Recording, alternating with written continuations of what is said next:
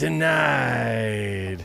Hey, welcome to the Vintage Voyage. This is your host, Brad, with Main Stage Music, the only channel on YouTube that's owned by a small, independent Tennessee full-line music store that also decides to do cool vintage guitar videos for you every month. Oh, you know it. You know it. But anyways, we definitely encourage you guys to comment, like, share, blah, blah, blah. And if you're not already on our YouTube channel, make sure you go to search Main Stage Music and like our YouTube channel so you can get all sorts of other cool content and so on. So anyways, what's on today's vintage guitar voyage? Well, if you guys have a sharp eye and a quick wit and of course, exhaustive knowledge of classic American vintage guitars, then you will have recognized this bad boy as the K-161, which is also known commonly as the Jimmy Reed Thin Twin. But this one is special. This one was actually branded Old Kraftsman. Kraftsman with a K, because Craftsmen that start with a K are, I don't know, cooler than Craftsmen that start with a C? I don't really know. But I'll tell you, it's a very cool and odd little bird. Now, a couple things I want to go over with this guitar. This basic construction of it. So let's go to the guitar picture again. I'll give you guys a quick rundown. The body is made from curly maple. Now, of course, like so many classic hollow body electric guitars, this is not solid maple. It's solid veneers of maple that are sandwiched together, just like the classics ES335, ES5, pretty much anything that starts with ES by Gibson was made from this same style of material. The top, he's got a really pretty curl to it. Look at that. Flamey. And the back and sides also are made from the same materials. Now on this one, I think it's kind of funny that the top, they chose this beautiful blonde finish, okay? But then the back and sides, look at this. They put the effort into sunbursting it. Now this is original finish, you know, very cool design. But, you know, with K, just a quick little history, you know, K was made in Chicago, Illinois, okay, which of course is known for some really killer blues music and so on. But K generally is known as a mass production manufacturer. So we're talking guitars that aren't necessarily super collectible or well known. But you have to remember, who played the blues? It wasn't necessarily like it is today where it's a bunch of rich white guys. It was, you know, people who, generally speaking, had something sad to talk about, you know, so the disenfranchised, they were singing the blues, right? So K, Harmony, a lot of those guitars were played, made in Chicago, but a lot of them were played by, you know, people of color who were singing the blues, what they could afford. Well, this model was one of the more costly models in that line. And it was played by the venerable Jimmy Reed, who was an incredible blues artist, inspired everybody. If you like blues music, you owe a portion of that to Jimmy Reed. And they call it the Jimmy Reed model now. They didn't call it that back then, but they call it now because Jimmy Reed on one of his albums was pictured with one of these guitars. Now, the one Jimmy played was blonde like this, but the pick guard, instead of this one having the single ply black, if you want to get back to the guitar, that's what people want to see, Jimmy's had a fire stripe guard. So in other words, it was like a red and yellow kind of fun tortoisey look to it. And they did that by using, well, I guess you'd say like a poured resin that they then would swipe with a stick and then bake and then cut it out. It was a really neat look. Other guitar manufacturers, Gibson included, used that poured resin fire stripe style. Just so you know what I'm playing through, by the way, I am using my Deluxe Amplification number 9, made by my friend Chris at Deluxe Amplification in Dayton, Tennessee. And for a little overdrive, I am using a Archangel overdrive pedal manufactured in Cleveland, Tennessee by my friend Anthony Sims of Lucky Dog Guitars. So we're using all local stuff today, a Lucky Dog Guitars overdrive and a Deluxe Amplification amplifier to get this killer tone. Now, some people might ask, why is this called the Thin Twin? Because when I turned it sideways, you might have noticed that it's not very thin. I mean, it's thinner than, I don't know, a big old Dreadnought acoustic guitar. But when people think thin, they're thinking of like a ES335 or something, a real skinny guitar. This one is a fairly deep guitar, okay? They call it the Thin Twin because of these single coil pickups. See how thin the exposed poles or magnets are, or blades? So they called it the Thin Twin because there's 2 of them, and they're thin. Now, if we could take this pick guard off, you'd notice, though, this is actually a pretty chunky pickup underneath. There's a big coil under here. It's kind of like a lot of people's Instagram or Facebook pages. They choose the thinnest picture to put for their profile, but then when you actually know them, you find out that they're a lot bigger in real life. So they're kind of like the pickups. You know, we should call these the Instagram pickups. But anyway, so these are 2 pickups. You have a control here that switches between the neck and the bridge, just like on a lot of common guitars. But you know, the electronics on this are pretty interesting.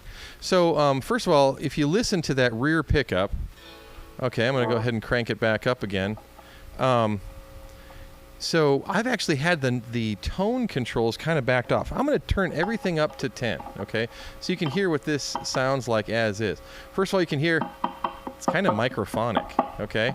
That's common of early pickups. They started wax potting them, and so modern day pickups, you can touch your guitar and it doesn't make that clunking sound. That's a microphonic pickup. So here's the rear pickup. Well, you know what? Let's start with the neck pickup, okay? So that's one up front. And now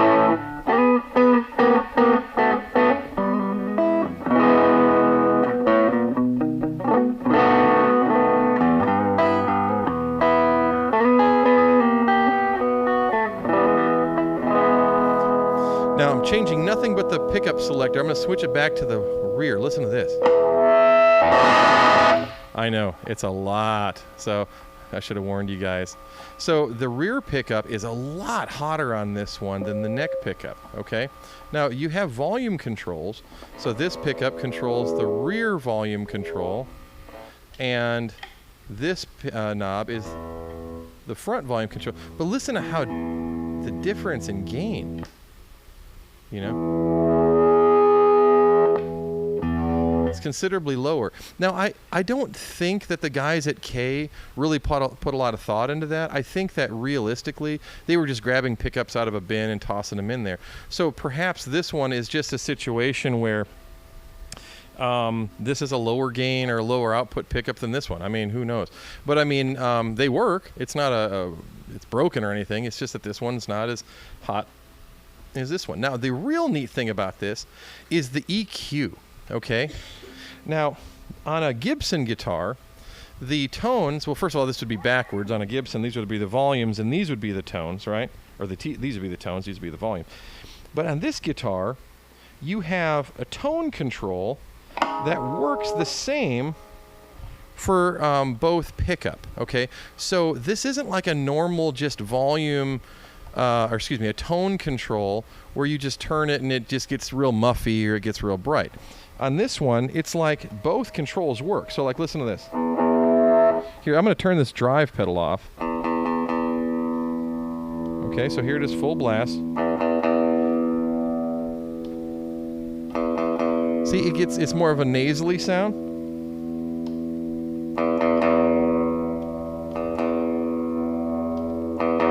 And then listen to this one.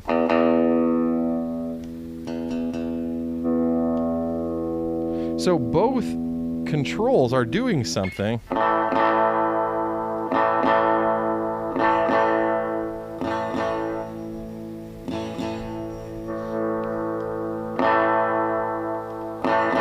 And it works like that in the neck position as well.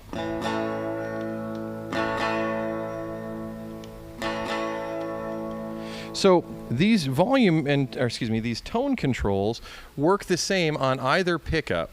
So it's kind of like a high cut, low cut perhaps, but basically it's a pretty unique. I thought the tone that worked the best for me was this rear tone, kind of cut back. Because listen, it's a little abrasive, but right there. See, there's full blast. Right there. It just takes the top end off. And then when you put a little overdrive on it,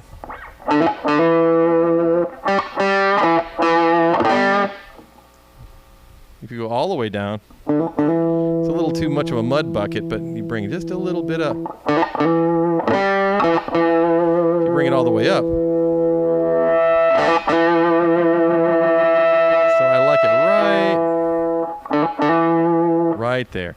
So very cool EQ that it's unique to this guitar. I've not seen this feature on a lot of other guitars, and it's a little confusing. I think that from a player standpoint, you would set it and forget it. Okay, yeah, definitely bizarre EQ, and then volume and volume for the individual pickups. Now, you might be asking, what does the middle position do? The middle position is both pickups on at the same time. So like I already mentioned, the EQ is the same for either pickup, right? So now you can blend the volume control for these two. So if I wanted this one all the way up, both of them all the way up. So it's more than that mute sound, but less aggressive than that by itself. So it's a nice blend. If you want to blend it even smoother, bring the volume of the rear pickup down.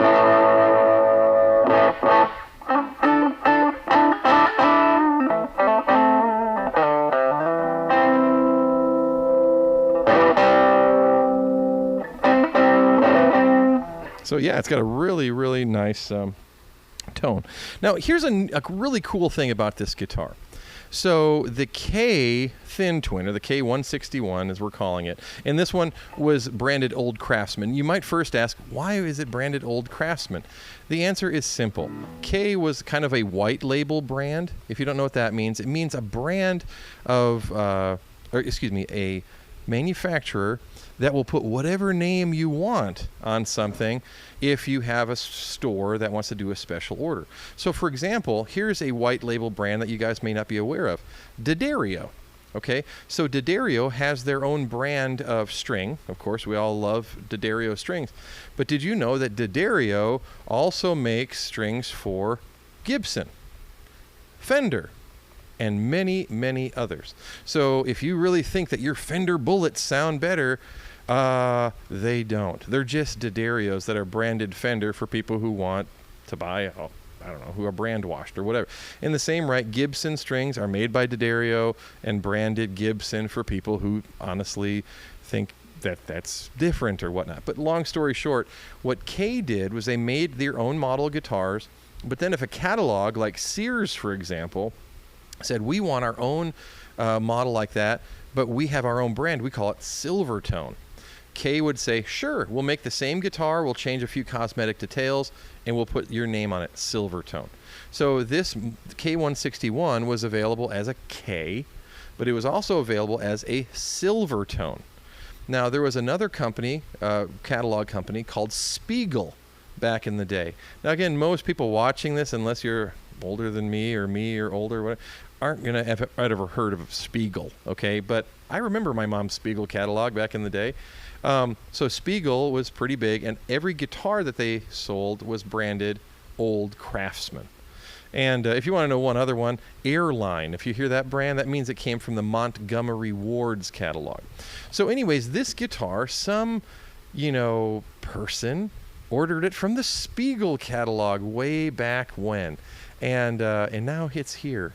It's so cool. I found this in Cleveland, Tennessee, and just a great find. I just love this guitar.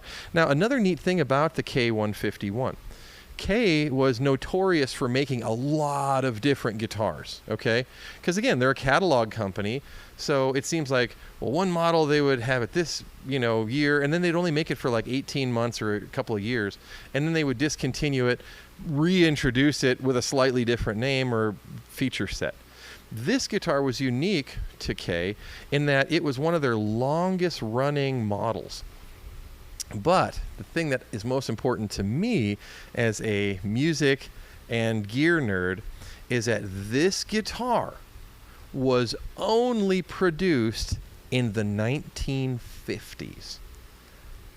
That's super cool, because you have to remember, the very first year this was released, you could have bought one, would have been like 1952. The last year would have been 1959.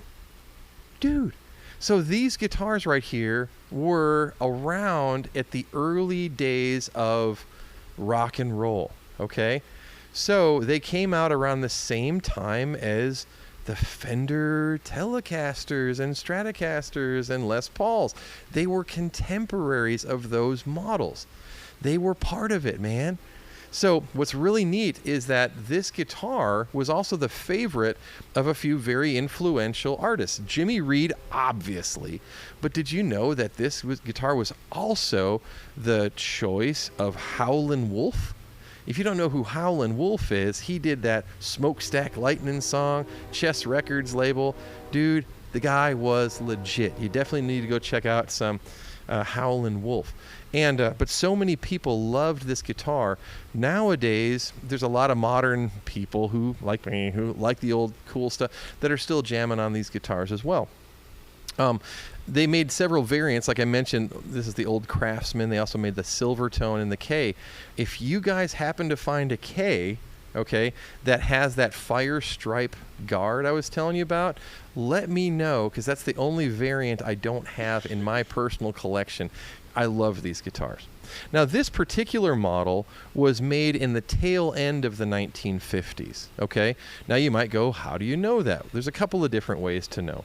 If you disassemble the guitar, you can date the electronics, because they weren't made by K. They were usually made by companies like CTS or Stackpole. And so they'll have production numbers on it. But there's another way you can tell if you've owned enough of these guitars. Same with old Les Pauls. The earlier ones had a really chunky neck on them, okay? Back in those days, they didn't know a lot about the neck reinforcement and stuff, and so they would make them really thick, hoping that that would keep them from warping. But later in the decade, they started thinning them down per player's requests. And this one actually has, I dare say it's a thin neck. It's very comfy. Oh my goodness, it's amazing. I did have it refretted because I'm not an idiot, and you want your old guitars to actually play, okay? So no matter what anybody says, that, it's got original frets. Okay, that's great. If they don't play, if they're all worn out, what good is it, Ooh.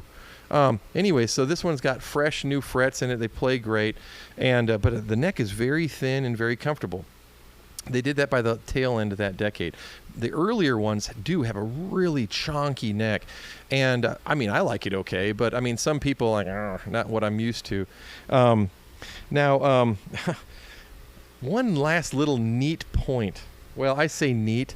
It's actually, I want to tell you guys something. It's a little bizarre, and it might, I honestly thought that it was, my generation, Gen X, that invented cuss words, okay?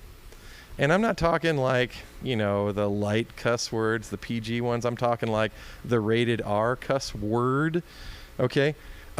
This guitar proves that not only did you have disgruntled employees back in the 1950s, but you also, that nasty F starting cuss word existed back then. Because when I first got this guitar years ago, by the way, where did I get it?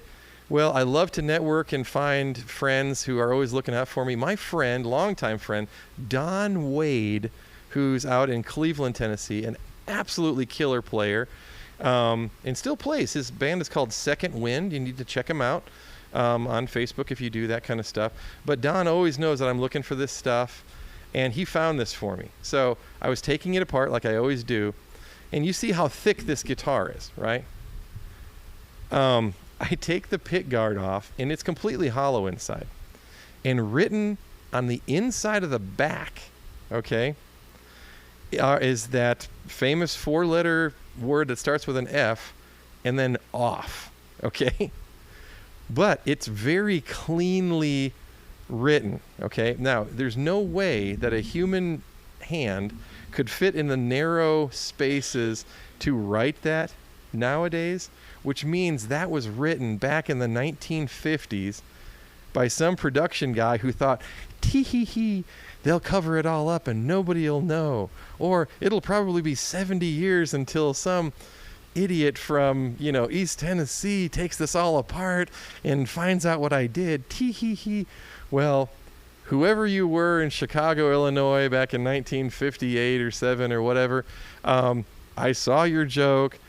Not really a huge fan of vulgarities, but there you go. So if your great granddaddy did that, you can at least say, hey, your joke was acknowledged and recognized. So, but anyways, one last little goofy thing about this guitar that I thought was kind of neat. It has a very, even acoustic, very clean, open sound. And I thought, man, that's really odd. I mean, I have literally hundreds of guitars, and this one just felt like a little longer, and I don't know, when you play guitar long enough, little tiny differences matter. And so I measured this, and the scale length on this guitar is actually a fraction longer than a Fender at 25.5. The scale length on this guitar is almost 26 inches. So it's long. It's not long enough to be like a baritone, but it's long. It feels, it has to me, I love it, but it has that little bit longer feel that really gives it that nice, crisp, clean, whatever. And then through those pickups, it really...